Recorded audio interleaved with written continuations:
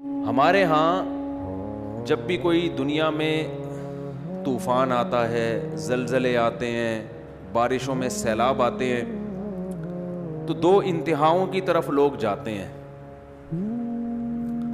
ایک انتہا تو ہے جو لبرلزم لوگ ہیں، لبرلزم کو فالو کرنے والے لوگ، جو لبرل نام نہاد لبرل لوگ، وہ کیا کہتے ہیں بھائی یہ قدرت کا ایک نیچر کا ایک سسٹم ہے، کسی بھی وقت کچھ بھی ہو سکتا ہے، لہذا اس میں اپنے گناہوں سے توبہ کرنا، اللہ کے سامنے گڑ گڑانا، ان تکلفات کی بالکل بھی ضرورت نہیں. چاہے کرونا ہے یا کوئی بھی وبائیں ہیں، اس کا خدا کے عذاب سے کوئی تعلق نہیں ہے. بھائی پلیٹیں ہیں زمین کی، ہلیں گی تو دھسیں گے سارے. جب زمین سے اتنی گیس نکال رہے ہو، اتنا آئل نکال رہے ہو، تو خلا پیدا ہوتا ہے نا، وہ خلا پور ایسا ہی ہوگا کہ ایک طرف کا حصہ کھسک کے یہاں جائے گا، تو وہ زمین ہے وہ کوئی چھوٹی موٹی چیز تو نہیں ہے. جب ادھر سے کھسک کے گیا تو دو چار پہاڑ دائیں بائیں ہو گئے. جب دو چار پہاڑ دائیں بائیں ہوئے تو وہ باقی ایڈجسٹ کرنے کے لیے وہ بھی کھسک جاتے ہیں. تو کھسکتے کھسکتے دہلی سے زلزلہ چلا تھا اور پہنچتا کہاں تک ہے؟ لاہور تک، اور درمیان میں بہت سے لوگوں کو لقمہ اجل بناتا ہوا جاتا ہے. تو وہ کہتے ہیں ایک تو سائنٹیفک حقیقت ہے، اس کا خدا کے عذاب سے اور ثواب سے کیا تعلق ہے بھائی؟ کیا کریں یار، پھر وہی باتیں اب سمجھانا مشکل ہو رہا ہے. وہ کہہ رہے ہیں سیلاب جو آتا ہے نا، یہ دریا کا پانی امڈ آیا اور گاؤں کے گاؤں پی گیا، اس کا کسی کے نیک اور برے ہونے سے کوئی تعلق نہیں ہے، نہ اس میں خدا سے توبہ استغفار کرنے کی ضرورت ہے.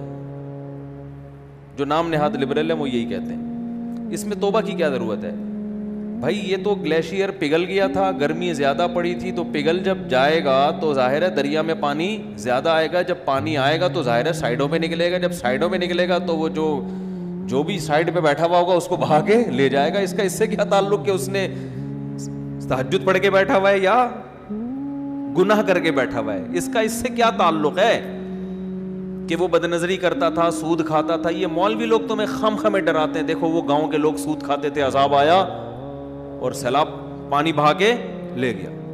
اس کا اس سے کیا تعلق ہے؟ اس لیے توبہ ووبہ کرنے کی ضرورت نہیں ہے. یہ بھی ایک انتہا ہے. دوسری انتہا جو بعض مذہبی لوگ کرتے ہیں، وہ انتہا یہ ہے کہ ہر قدرتی آفت کو کسی گناہ کا نتیجہ قرار دیتے ہیں. یہ بھی 100% غلط ہے. نہ قرآن کی یہ تعلیمات ہے، نہ نبی صلی اللہ علیہ وسلم کی یہ تعلیمات ہے.